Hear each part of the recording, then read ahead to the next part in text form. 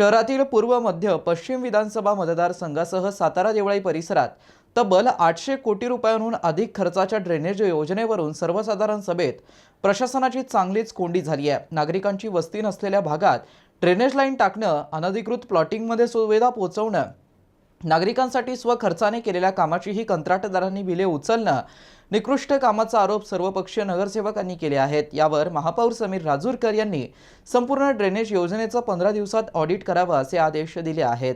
केंद्र, राज्य आणि महापालिकेच्या आर्थिक सहभागातून ही योजना राबवण्यात येत आहे। महापालिकेला या योजनेसाठी 320 कोटी रुपयांचा हिस्सा द्यायचा असून आतापर्यंत 75 कोटी रुपये देण्यात आले आहे। महापालिकेची आर्थिक स्थिती बिकट असताना 15व्या वित्त आयोगाकडून मिळालेले 19 कोटी रुपये योजनेतील मनपाचा हिस्सा आणून देण्यासाठी सभागृहासमोर प्रस्ताव ठेवण्यात आला। मात्र या निधीच्या मंजुरीच्या निमित्ताने नगरसेवकांनी योजनेतील कथित गैरप्रकारांचा पाढाच वाचला, तर नगरसेवक राजगौरव वानखेडे आणि प्रमोद राठोड यांनी प्रश्नांचा भडीमार करत प्रशासनाला धारेवर धरलं।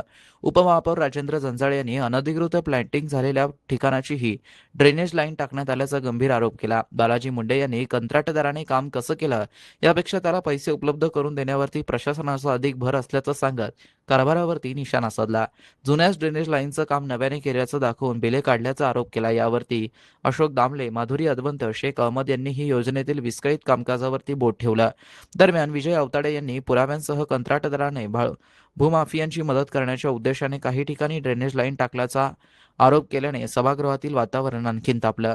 अखेर आरोप प्रत्यारोपांच्या या गदारोळानंतर योजनेचे स्वतंत्रपणे ऑडिट करण्याचा ठरत आदेश देत महापौरांनी प्रशासनाला 15 दिवसांची मुदत दिली आहे।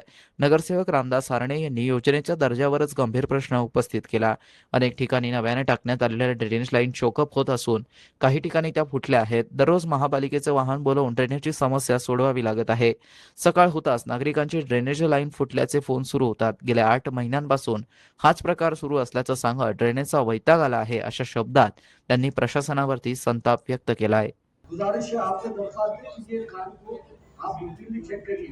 नो नेटवर्क जोन के अंदर जिस तरीके से माननीय उप महापौर साहब ने कहा, हमारे विजय अवतारे साहब ने कहा, रशीद बाबू ने कहा कि कई सारी इलीगल बस्तियों के अंदर भी, कई सारी इलीगल प्लॉटिंग्स के अंदर भी, मैं आपको लेके जाके बता सकता हूँ शहर के अलग अलग इलाकों के अंदर, सिर्फ सेंट्रल, ईस्ट या वेस्ट के अंदर नहीं, आपको और भी एरिया के अंदर भी जाके दिखा सकता हूँ किस तरीके से इलीगल प्लॉटिंग, जिससे महानगर पालिका को एक पैसे का रेवेन्यू नहीं, ऐसी जगहों के अंदर भी देखो वो नो नेटवर्क की लाइन डाली जा रही है। और जो है इसकी रिपोर्ट जो है तो सभागृह के अंदर रखी जाए कि जिस तरीके से इसका, देखिए सेंट्रल का पैसा हो, स्टेट का हो या महानगर पालिका को, ये टैक्स पेयर्स का पैसा है, इसको सही तरीके से इसका इस्तेमाल किया जाए। पण यांनी जे आपल्या महानगरपालिकेने जे लाईन टाकली, हा, तर त्यांचा प्रॉब्लेम आहे। आपल्याकडे इंजिनियर नव्हते का नेमकं काय होतं ते त्यांना माहिती। हा, तर मग आता मला सांगा, आता आपण यांच्याकडून टॅक्स वसूल करणार आहे। लोकांनी 20,000 भरून 10,000 भरून 5 वर्ष वाटणी बघितली, त्यांनी कामं करून घेतली। आणि दुसरी गोष्ट आहे की आपण केलेल्या कामातून रोज आम्हाला मेंटेनन्स म्हणजे रोज गाडी बोलावला लागली, म्हणजे आता यांच्याकडून पैसे घ्यायचे का त्यांच्याकडून पैसे घ्यायचे? संदर्भात सांगू इच्छितो, नो नेटवर्क एरिया जे जहांगीर कॉलनी, सईदा कॉलनी, हरसूलचा काही भाग, भगतसिंग नगरचा एक धोरण आवश्यक आहे, जे 30-40% काम सेव्हिंगचं काम बाकी आहे, जेणे की आपण आता याच्यामध्ये असं केलं रेन वॉटर हार्वेस्टिंगचा विषय आहे।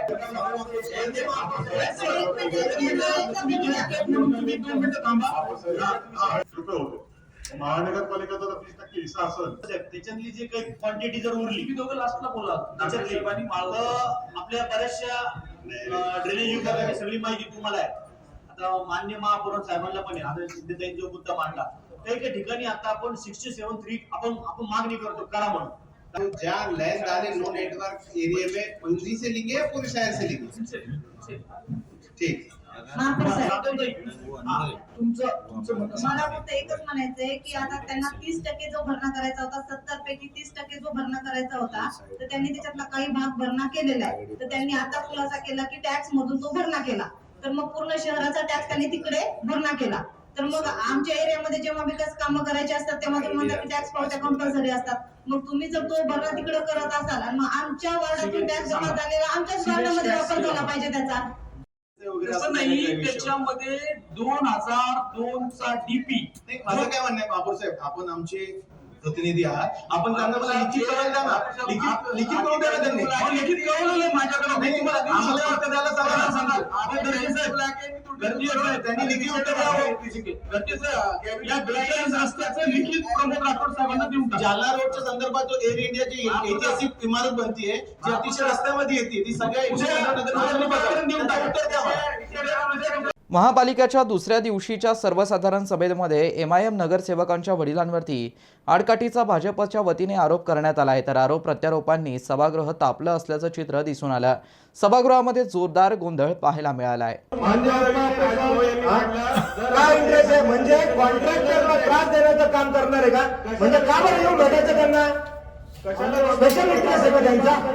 आणि माझं मान्य महापौर साहेब, एक मिनिट, मेरी बात को जवाब सुनिए. अगर ये बात सही है, अगर किसी राज्य से उसके अंदर ऑब्जेक्शन डाला था, तो मेरा क्लियर स्पष्ट आपको कहना है मैडम, अगर कोई भी कॉर्पोरेटर या उसका वडील या उसका रिश्तेदार आके इस तरीके से काम रोकता, दादागिरी करता, तो उसके ऊपर खिलाफ एफआईआर दाखिल करो. आणि माननीय महापौर साहेब, ऐका ना, मी विरोधी पक्ष नेत्यांनी एवढी कडक भूमिका घेतली, मी त्यांचं अभिनंदन करतो, धन्यवाद देतो. पण माननीय महापौर साहेब, आयुक्तांनी पत्र काढलं होतं, कोणत्याही कामामध्ये अगर नगरसेविकाने हस्तक्षेप केला तर त्या नगरसेवक पद हे रद्द करण्यात येईल. मग आता एवढा ऑन द रेकॉर्ड अगर आपले अधिकारी म्हणत असाल की हस्तक्षेप करताय, मग त्याचं नगरसेवक पद का रद्द नाही करण्यात येईल याचा सुद्धा खुलासा होणं आवश्यक आहे.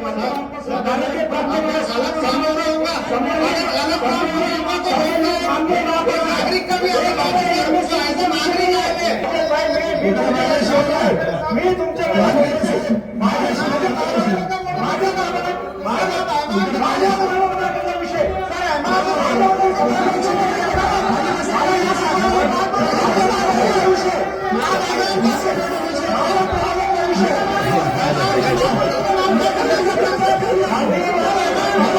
मित्रांनो, ही बातमी तुम्हाला कशी वाटली आमच्या कमेंट बॉक्समध्ये प्रतिक्रियेच्या स्वरूपात नोंदवायला विसरू नका. अशाच बातम्या बघण्यासाठी आणि अपडेट राहण्यासाठी आमच्या यूट्यूब चॅनलला सबस्क्राईब करायला विसरू नका. धन्यवाद.